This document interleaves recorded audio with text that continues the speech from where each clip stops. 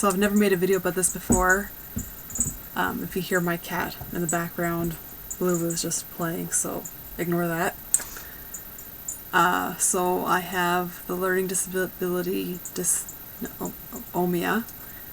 And for those who don't know, dysnomia is a disability categorized by a difficulty in remembering or recalling words, names, and anything needed for our oral or written expressive language.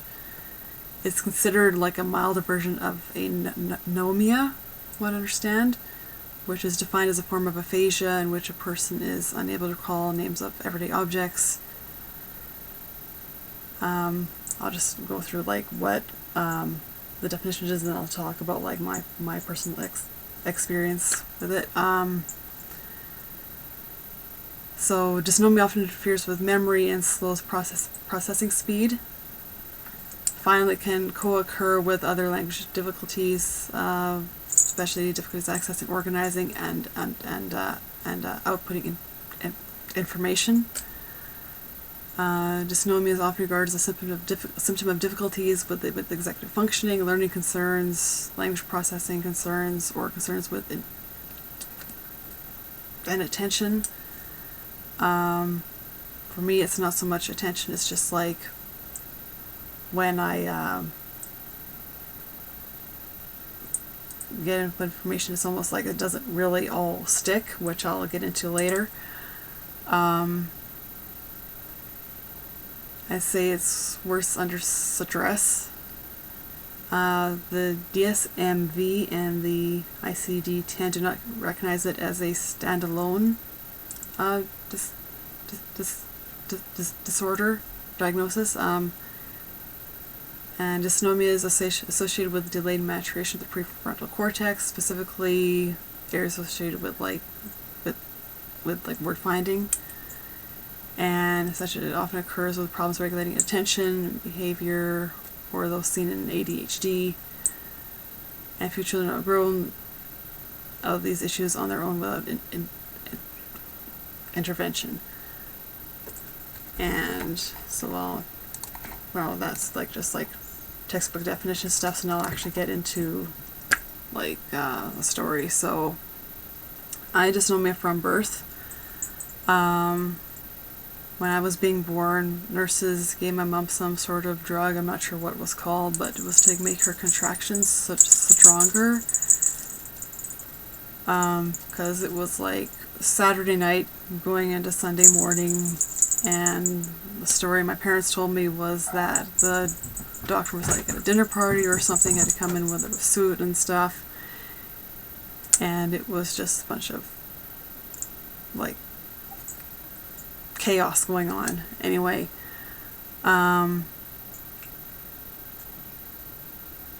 they had given her some sort of drug to make contraction stronger, and put me into distress. So the doctor comes in and like saying, you know, this kid is not coming out, and you have to have a C-section like now. So it was like emergency surgery for my mom.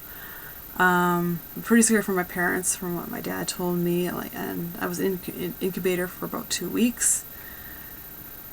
I survived all that, obviously, but they weren't sure how I was going to develop over time. And then when I started school, probably had issues in kindergarten, grade 1, and I wasn't really diagnosed till I was about 6 years old, I think. Technically, there wasn't like a diagnosis attached to it. They were just like disability, but they didn't, you know, for like learning disability, but they didn't really like specify what it was. But it did affect the short-term memory. Fortunately, reading, writing, spelling, music, drama, anything to do with like visual learning or like creativity, creative writing, stuff like that, I just excelled at that. Was very good at that. The areas I struggled with was like math, social studies, science, and any kind of second language course. Well, being in Canada would be French.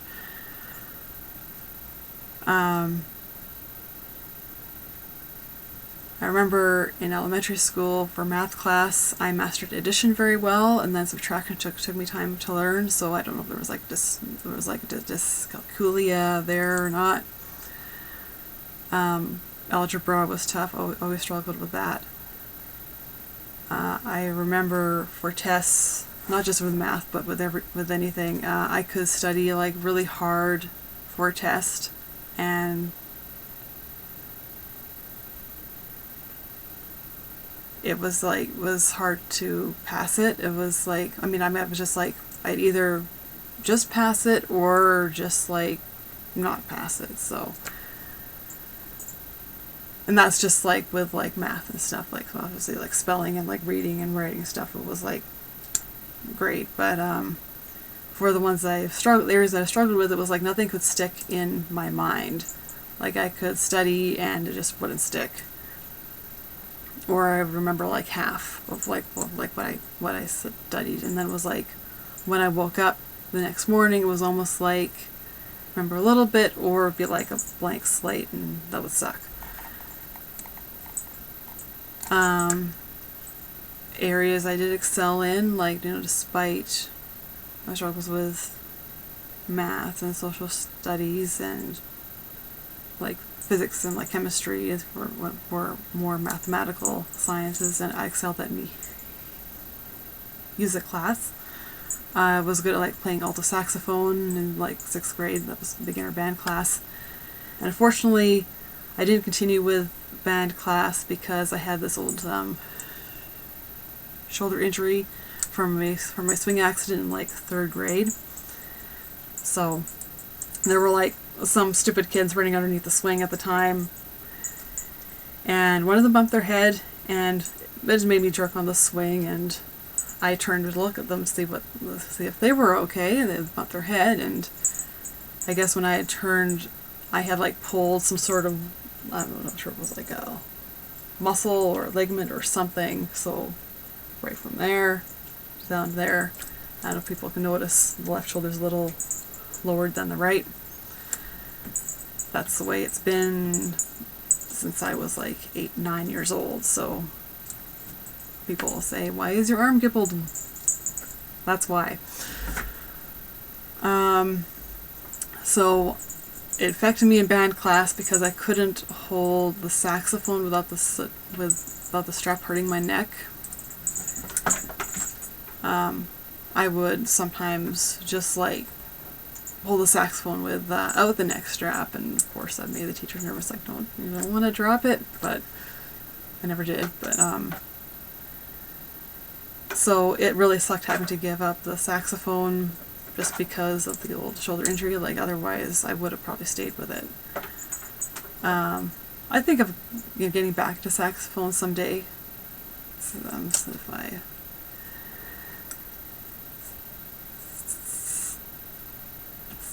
save money, and I probably want to buy something brand new, but I've like found like some sort of, I could find like an old, like a used version or something like that. Of course, right now can't really go garage selling and stuff because of COVID, so that's kind of on hold. But anyway, so that part sucked. So after 6th grade band class, I was like, no, that's not gonna happen.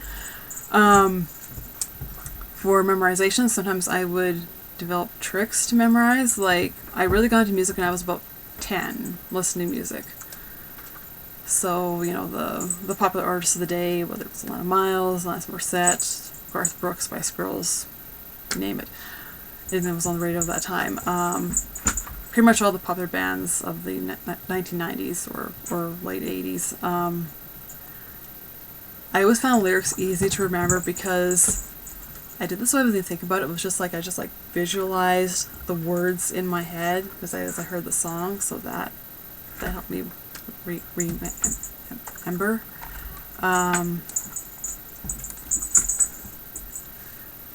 And I was bullied a lot in elementary school, so like dysnomia made me develop anxiety after some time. I remember, well, even in like elementary school, even when I was like 6, 7 years old, worrying about assignments, whether I'd forget something on a test. Affected me in high school a lot. Algebra, failed that. I could understand, like A equals this, B equals this, find C, right? But once it got to like X, Y, Z to the third power, it was like I was lost. Like, no, I can't figure this out. It was like apples, oranges, like no. Thankfully, there was the option of a general math class I could take in grade 10. So I could, I had this choice where I could choose to struggle for algebra again, or take the summer class of algebra. Here comes my cat. Or just take humor math. So I chose that. It was like just a general math class, and that was pretty good. I felt like I could get that, but I really liked the science class and like biology class once I got to high school, because there was a teacher that they wrote out their exams just like multiple choice, so that helped jog the memory a little bit more. It wasn't just like explaining everything, like fill in the blanks, or just the open-ended questions and stuff like that. So that helped a lot. So went through high school. Okay. University, that's where I ran into difficulty, because I relied a lot on my work ethic and assignments and stuff, completing assignments to get through classes. And it was like I forget, it was like 70-80% for the work, and then I think the exams were only worth like 20% or something for the high school classes anyway. So once I got to university, I saw that most of the girls are based on how well you do on the exams. It was like, oh no, like I hadn't gone to university for a couple of years after high school, because I found school very stressful and stuff, and I just needed a break, and so I just worked and stuff like that. Anyways, like I was good at exams if they were like open book. I was good at taking notes and stuff, so I'm confident with that. Where the study, but like exams just ask questions where you could explain something in your own words rather than expect to write down an exact definition, like from word to word. I wrote and I was good at logic, but I struggled with most of my other classes, because it was like read all these pages, answer these questions, and then every so often there was a test to write. So that was easy because I could understand the concepts, because with like logic, it wasn't like memorizing and stuff. It was more like just like understand this. It's like okay, but I struggled with most of my other classes, because it was like read all these pages, answer these questions, and then it was a test to write. And even if I would study, it was like I couldn't remember everything. So it was like I could understand the concepts, but the exact definitions for things, no, this didn't happen. And I felt like school, well, a little elementary school as well, but mostly in high school and secondary school, I felt like school didn't teach the way that I learned. Astronomy was another class I struggled with because of all the math. Naturally, I have an interest in space. I thought, yeah, astronomy, that'll be interesting. And then I was like, no, that was not good. It's not a good choice. The ironic thing, as who watch this channel knows, I read a lot of quantum physics books, and not like the physics books with like a lot of math equations and stuff like they have in university, but just like, like the layman terms books that you see in like, chapters and all the bookstores. And then I'm and that was what inspired me to write poetry and stuff. But I can't for life remember, like, I can't remember for the life of me remember an equation.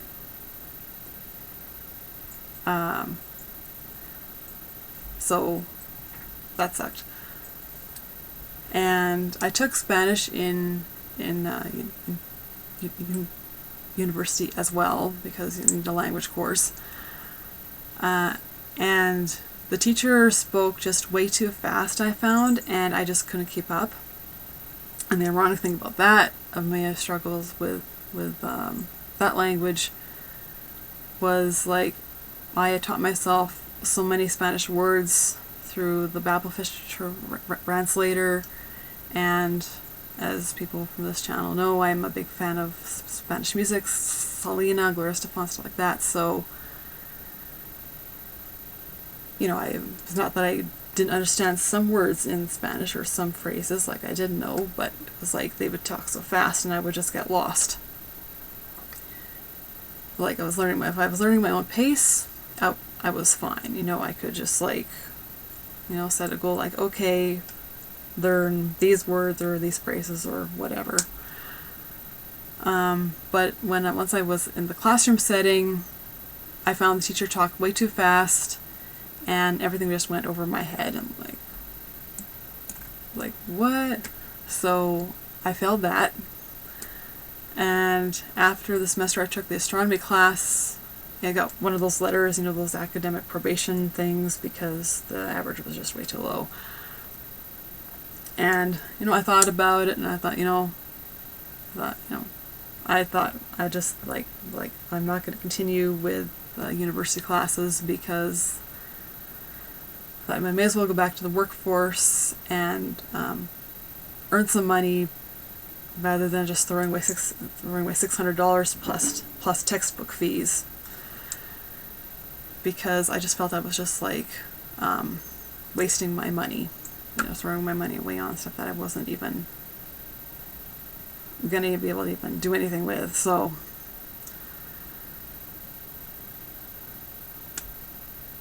yeah,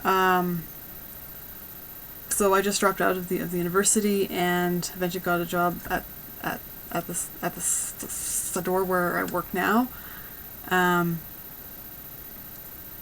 And the reason I started going to open mic nights in 2016 was I really wanted to try to do something with my life that I was good at. School, university never made me feel smart, and actually even in the workforce, depending on the jobs I've tried in the past, didn't make me feel smart either, really. I think it's just this fast-paced world we like live into, where there's impatience and stuff, and there's always a mad rush. And I even remember go back to school, where where you start on one thing, and then it's like I'm trying to understand this one thing, and then all of a sudden everyone has to switch to a different activity and do something else, and it's like, so people are on, step 5, and I'm still trying to figure out step 1. It's not, doesn't really work. So yeah, it just didn't make me feel smart. School just made me feel stupid. But when I go to open mic night, and when I can take a microphone in my hand, recite a poem, I'm still working on some music right now with a friend. Of course, that's on hold now because of the pandemic, but hopefully get back into it in a year and a half to 2 years' time, however long this thing goes on for. But when I take a microphone in my hand, I can recite a poem, write some lyrics, sing a song, karaoke, hear people laugh at my jokes at mic nights, which I write all the other words of myself. I feel like I can bring to the world some value, and otherwise I'd be like, what am I doing with my life? So anyway, yeah, I hope that was interesting. Let me know what you all think, or what your struggles are, if you have any. Other than that, it's close to midnight and I have work tomorrow, so I have to get some sleep. So yeah, have a good night. Later.